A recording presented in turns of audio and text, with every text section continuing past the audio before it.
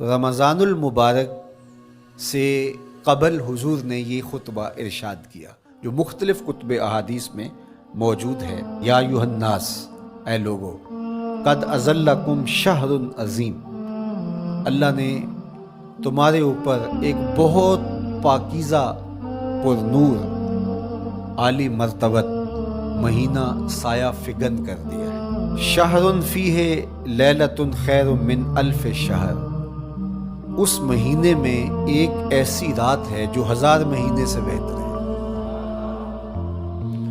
جعل اللہ صیامہ فریدہ و قیام لیلۃ تطوع، اس مہینے کے دن کے روزے فرض قرار دیے گئے اور راتوں کا قیام نفل بنایا گیا۔ تراویح کی صورت کے اندر راتوں کے قیام کا ماحول پیدا ہوتا ہے، صلاۃ اللیل پڑھی جاتی ہے، نوافل پڑھے جاتے ہیں کثرت کے ساتھ۔ یہ اس مہینے کی شانیں ہیں، یہ اس مہینے کی رونقیں ہیں۔ اس مہینے میں اللہ تعالیٰ نے خاص کرم نوازیاں عطا کی ہیں اہل ایمان کو۔ ومن تقرب فیہ بخصلۃ من الخیر کان کمن ادی فریضۃ فیما سواہ، ایک نفل کا ثواب ایک فرض کے برابر اس مہینے میں کر دیا جاتا ہے۔ ومن ادی فریضۃ کان کمن ادی 70 فریضۃ فیما سواہ، اور اگر کوئی ایک فرض ادا کرتا ہے تو اس کو 70 فرائض کا ثواب ملتا ہے۔ اس قدر نیکیوں کا اجر بڑھا دیا جاتا ہے، ان کی قیمت بڑھا دی جاتی ہے اس مہینے میں۔ اور پھر ارشاد فرمایا وَهُوَ شَهْرُ الصَّبْرِ، یہ صبر کا مہینہ ہے۔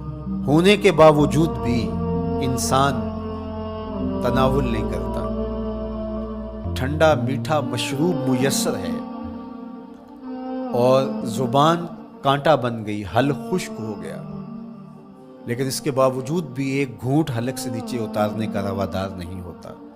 وضو کرتے بھی احتیاط کرتا ہے کوئی قطرہ آب حلق سے نیچے نہ ٹپک جائے۔ تو یہ صبر سکھاتا ہے، جب ہو بھی تو انسان اس سے گریز کرے، تو جب ہوگا نہیں تو پھر انسان صبر کا عادی بن جاتا ہے، تو یہ صبر کی عادت ڈالتا ہے۔ یہ شہر الصبر ہے۔ پھر فرمایا والصبر ثوابہ الجنہ، اور سنو صبر کا ثواب جنت ہے۔ جو شخص صابر ہوتا ہے اس کا صلہ جنت کی صورت میں عطا کیا جائے گا۔ وشہر المواسات، اور یہ ہمدردی کا مہینہ ہے، باہمی پیار کا مہینہ ہے، الفتیں بانٹنے کا مہینہ ہے، نرم دلی کا مہینہ ہے، ایک دوسرے کے احساس کا مہینہ ہے۔ جب کوئی شخص بھوک اور پیاس کاٹتا ہے تو اس کو پھر محسوس ہوتا ہے، بالخصوص امراء، کہ بھوک کیا بلا ہوتی ہے، اور جو نان شبینہ کو ترستے ہیں اور جنہیں کھانا میسر نہیں آتا ان کی زندگیاں کتنی تلخ ہوتی ہیں۔ تو بھوک اور پیاس احساس پیدا کرتی ہے ان لوگوں کا کہ جو اللہ کی دی ہوئی نعمتوں سے محروم ہیں۔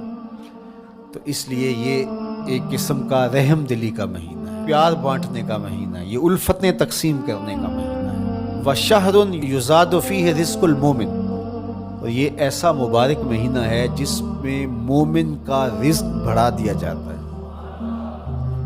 روزہ کھانا بچانے کے لیے، یہ اخراجات کم کرنے کے لیے نہیں ہے، بلکہ اس میں آپ کا رزق اور بڑھ جاتا ہے۔ ایسی ایسی نعمتیں کھانے کو ان لوگوں کو بھی نصیب ہو جاتی ہیں عام دنوں میں جو ان کا مقسوم نہیں ہوتی۔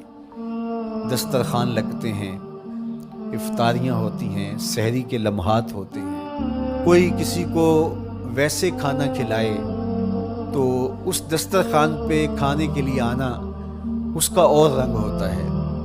لیکن افطار کا دسترخوان جب بچھتا ہے اور لوگ جب اس کے اوپر آتے ہیں، امیر بھی آتے ہیں، غریب بھی آتے ہیں، تو اللہ کی دی ہوئی نعمتیں جو دسترخوان پہ پڑی ہوتی ہیں ان کو اٹھاتے ہیں، کام و دہن کی تسکین کا سامان کرتے ہیں، عزت نفس بھی مجروح نہیں ہوتی اور طرح طرح کی نعمتیں کھانا بھی دستیاب ہو جاتی ہیں۔ تو یہ ایک مہینہ ہے مواسات کا، اس میں رزق بڑھ جاتا ہے، غرباء تک بھی اللہ کی نعمتیں وہ پہنچتی ہیں جو عام دنوں میں ان کو میسر نہیں ہوتی، اور امراء بھی نعمتوں کا لطف لیتے ہیں۔ नेमतों का मजा उन्हें आता है इसलिए कि भूख काटने के बाद जब उनको नेमत मुयस्सर आती है तो फिर उन्हें एहसास होता है। जो शख्स हर वक्त सैराब रहता है तो उसको क्या पता कि शदीद भूख के बाद खाने का लुत्फ क्या होता है। सख्त प्यास के बाद मीठा और ठंडा मशरूब जब रगों को तर करते हुए मैदे तक पहुंचता है तो उसकी तरावत, उसकी ठंडक, उसकी लज्जत, उसका कैफो सुरूर, उसकी अजूबत किस तरह राहत बख्शती है।